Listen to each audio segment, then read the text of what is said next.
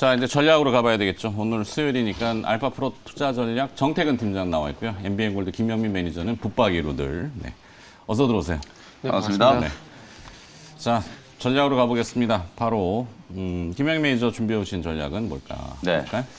저는 오늘 제약바이오 종목을 좀 추격 매수를 좀 하면 좋겠다. 사실 제약바이오. 뭐 업종으로 보면 이게 추격 매수가 아니라 이제 저점 매수인데 제가 오늘 준비해온 종목은 뭐 중국의 코로나 이슈를 갖다 얘기하면은 뭐 제약바이오가 설득력은 있는데. 근데 뭐 사실 이제 요즘에 코로나와 상관관계가 별로 없을 뿐더러 또 미국의 또 제약바이오 기업하고도 또 좀 디커플링이 좀 되고 그래서 그냥 이제 개별 종목 전략으로 접근을 하는 뭐 전략이라고 생각을 하시면 될 것 같고 오늘 제가 이제 준비해온 종목은 삼천당 제약인가? 삼천당 제약은 이제 코멘트는 좀 해드릴 거고 제가 준비해온 종목은 피플바이오예요. 자막 이렇게 나가길래. 삼천당 제약은 어저께 이제 장이 끝나고 나서 이제 알리아의 바이오시밀러 판매 독점 공급 계약 이제 얘기가 좀 나오면서 시간에서 이제 상한가까지 급등을 좀 했거든요. 삼천당 제약도 뭐 이미 여러 차례 여러분들께 언급드렸던 종목인데요. 뭐 드디어 이제 기다렸던 재료가 이제 좀 나오면서 오늘 좀 강하게 좀 뻗어갈 가능성이 좀 있고 NK맥스도 최근에 이제 알츠하이머 관련돼서 미국 특허라든지 그다음에 그 자폐증 연구와 관련된 연구 확대 소식이 좀 전해지면서 주가 흐름 나름대로 좀 견조하게 이어지고 있거든요. 그래서 제약바이오 종목들이 뭐 전체가 다 좋지는 않습니다만 방금 제가 말씀드렸던 것처럼 이렇게 일부 종목들이 개별 이제 종목 흐름을 좀 보이고 있는 상황이라서 그 중에서도 단연 뭐 추세가 조금 돋보이는 피플바이오라는 종목을 저는 이제 추격 매수 의견을 조금 드리도록 하고요.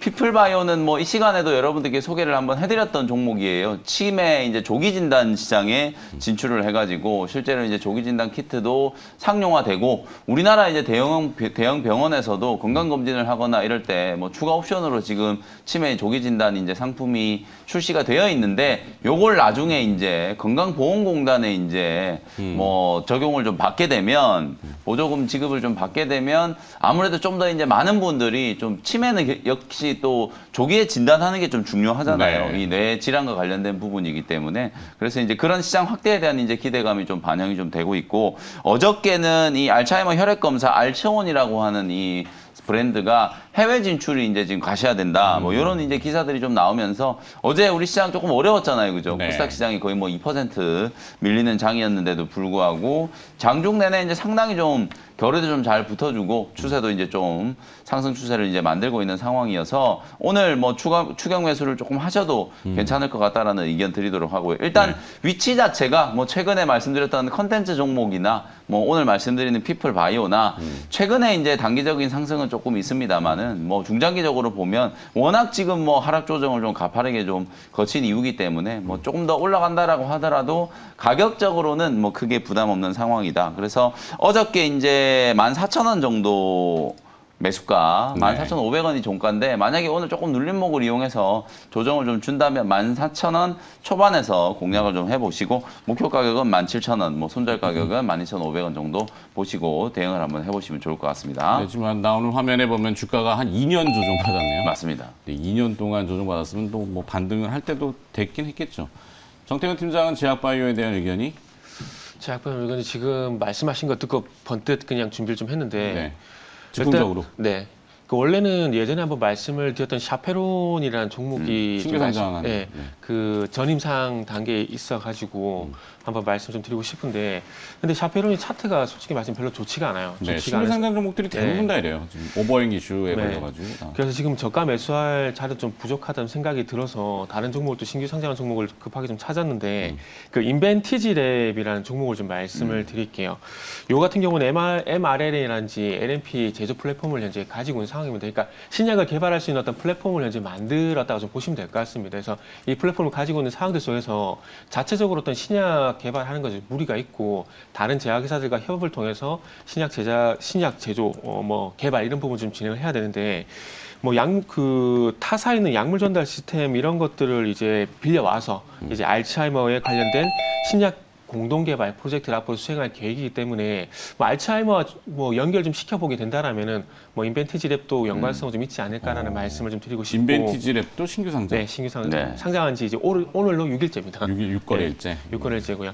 그래서 일단은 뭐 종목을 하나 꼽아보자면은 일단 뭐 인벤티지 랩 정도는 한번 말씀드려봐도 괜찮지 않을까라고 생각하고 있습니다. 네. 제 의도를 팀장이 완전히 간파를 하셨네요. 저는 사실 제약바이오 기업들 중에서도 치매 관련된 종목들을 좀 보자라는 컨셉이거든요. 근데 이제 치매 관련된 종목들이 뭐 예전에 메디프론도 있고 뭐 여러 가지 종목들이 있었는데 네. 최근에 이제 좀 부각되는 종목이 가장 이제 좀 눈에 띄는 게 피플바이오, 그다음에 아까 말씀드렸던 NK맥스, 뭐 NK 치료제, 세포 치료제를 가지고 이제 알츠하이머 치료제 개발을 하려고 하고 있는 거고, 그리고 지금 방금 말씀드렸던 인벤티지랩 이런 기업들이 알츠하이머 관련돼서 최근에 이제 기사가 조금 부각됐던 종목들이니까 뭐 제약바이오 전체는 지금 좀 투심이 별로 좋지는 않아요. 근데 네. 이제 이런 종목들은 좀 챙겨보시면 틈새 공략이 조금 가능하지 않을까, 이런 의견을 좀 덧붙여드리도록 하겠습니다. 사실 우리나라는 이제 치료제, 뭐 질병에 대한 치료제는 워낙 그 막대한 자금 다 아시겠지만 네. 코로나 치료제 개발하다가 다 드랍한 이유가 있잖아요. 일동제약도 2,500억 들어갔잖아요. 그게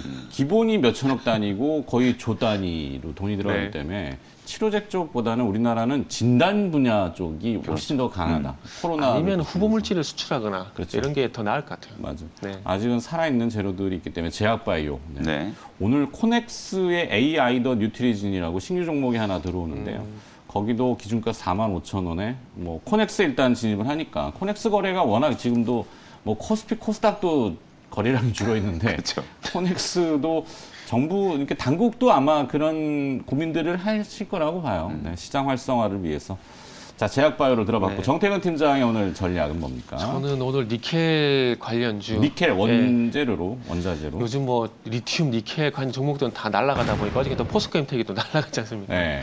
그러다 보니까 오늘 니켈 관련 좀 봤으면 좋겠는데 일단 중국의 니켈 생산 거래처 리젠드라는 회사가 있습니다. 이게 12월 1일 날 그 홍콩 증시 상장이 좀 예정이 돼 있습니다. 그래서 이 니켈 관련 기업 IPO 영향으로 일단 뭐 니켈 관련주가 또 이제 같이 좀 들썩이지 않을까라는 그런 기대감에 일단 저는 뭐 저점 매수, 뭐 니켈 관련주라고 좀 말씀을 드리도록 하겠습니다.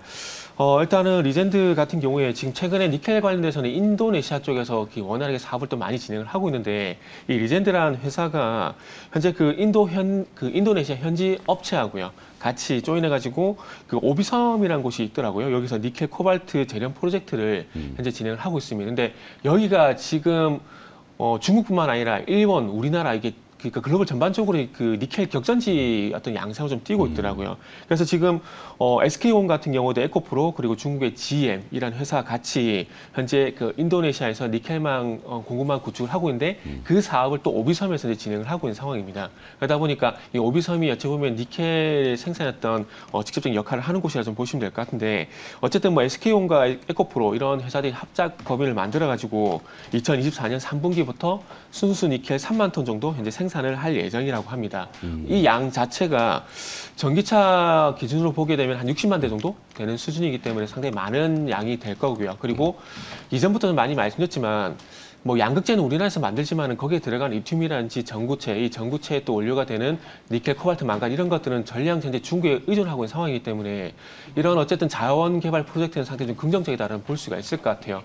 뭐 어제 뭐 경동 인베스트 같은 종목도 상한가에 갔는데 네, 다시 상한가에 네, 갔죠. 상한가인데 저는 개인적으로 내용은 괜찮다고 보거든요. 어쨌든 자원 개발, 그러니까 기초가 되는 이 원재료를 그 확보하는 거 상당히 중요한데 거기에 어떤 사업을 진행한다는 점에서 긍정적으로 보고 있고 그리고 그뿐만 아니라 이제 또 니켈 재고량이 또 2008년 이후 최저치를 기록을 하고 있다고 합니다. 그만큼 수요가 많다라고 볼 수가 있겠죠. 그래서 니켈 재고량은 연초 대비 한 마이너스 51% 정도 되고 니켈 가격은 작년 대비해서 39%가량 또 상승했다고 보시면 될 것 같아요. 그래서 이제 관련주는 또 뭘 제시할까라고 생각을 하다가 최근에 뭐 STX라든지 월키노한텍 같은 게 많이 올랐고요. 그리고 네. 다음 후보군이 LS와 그리고 KG 케미칼이 있습니다. 그래서 일단 이 두 개 중에서 일단 LS를 선택을 좀 했는데 LS는 우리가 보통 이제 전선이라든지 케이블 이쪽으로 좀 많이 얘기를 하게 되는데 그 LS 니코동 재련이라는 이 회사를 100% 자회사를 만들고 난 다음에 신규 사업으로 황산 니켈 사업을 진행한다라고 합니다. 그래서 지금 제조 시설을 거의 완전히 거의 한 100% 가깝게 만든 상황이고 이제 양산을 준비를 하고 있다고 그러거든요. 그래서 아마 이런 것들이 앞으로도 부각이 되게 된다라면은 또 LS가 또 니켈 관련주를 묶여서 급등까지는 아니지만 그래도 추가 상승 나오지 않을까라는 그런 기대감을 가지고 있습니다. 그래서 매수가 같은 경우는 뭐 7만 원에서 7만 3천 원 정도 말씀을 드리고 싶고 그리고 목표가는 8만 5천 원, 손절가는 6만 9천 원 제시하도록 하겠습니다. 네, 주제는 어떤 원자재 니켈. 네네. 니켈 LME 니켈이 지금 톤당 2,500달러. 저는 25,000달러. 25,700달러. 숫자도 잘 안 보이고 하여튼 뭐 가격은 계속 지금 네. 덜렁덜렁 위에 걸려 있군요. 네. 네, 떨어지지 않아요. 뭐 2차 전지 소재를 확보해라. 이게 지금 뭐 아주 그 전쟁처럼. IRA 때문이죠. 뭐 대체하려고 하다 보니까 네. 여기저기 이제 광산 지금 캐내야 되고 이런 상황인데 대부분 주 생산국들이 보면 인도네시아, 뭐 칠레 이런데 그 환태평양 지진 많이 나는 그렇죠. 브레고리에 맞습니다. 이 니켈 광산이 있어가지고. 그리고 또 최근에 또 시장 테마가 딱 세 가지인 것 같아요. 네옴시티, 그다음 2차 전지 원료, 네. 하나는 또 드라마 그 송중기 나온 거 뭐죠? 재벌집 막내. 재벌집 재벌집 막내. 네. 그쪽에까지 해가지고 이렇게 테마가 어제는 딱 세 개인 것 올빼미. 같아요. 예. 그러니까 이 세 군데에서 이렇게 종목을 찾아야 될 것 같아요. 섹터 같은 네. 경우는. 빈빈 도니까. 예. 저는 사실 이제 팀장님 1, 2주 전에 STX 얘기하시길래 이게 갈까 했는데 얘기하신 그날 상한가 가고 다음날 또 상한가 가더라고요. 네, 그 정도로 지금 테마가 강하기 때문에 LS도 광물 한번 자원 테마. 네, 기대를 좀 해봐도 될 것 같고. 저도 예상 못했어요. 진짜 좀 강하게 올라가도 이게 왜냐면 사실 이제 말씀해 주신 것처럼 테마가 막 우죽순처럼 이렇게 또 많이 또 벌어져 있는 상황일 때는 주목을 좀 못 받는데 네. 딱 지금 뭐 니켈이라든지 리튬 뭐 이런 얘기 나오면 그냥 네. 주가가 급등을 하는 그런 분위기였기 때문에 거기에 이제 편승해서 이제 보시면 될 것 같고 저는 그냥 뭐 리튬 관련된 종목 어제 방금 뭐 언급 잠깐 됐던 종목인데요. 포스코 엠텍 장중에 어제 워낙 좀 강했고 포스코 엠텍은 또 아르헨티나에 또 리튬염 그다음에 뭐 그 호수 가지고 있는 걸로 이제 또 부각을 좀 염호. 네, 염호를 가지고 있는 걸로 부각이 좀 됐기 때문에 뭐 기존부터 이미 이런 테마주의 성격이 좀 있었거든요.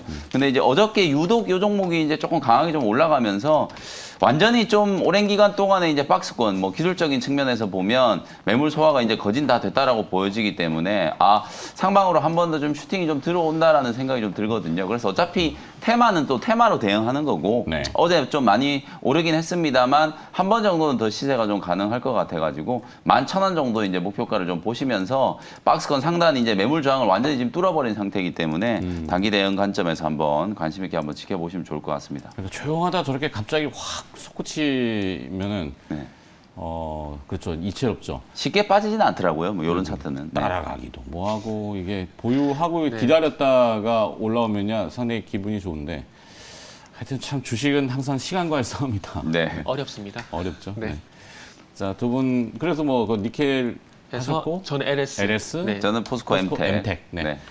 자, 추격 저점 매수 전략을 들어봤습니다. 이제 일괄 장도 넘어가도록 할까요?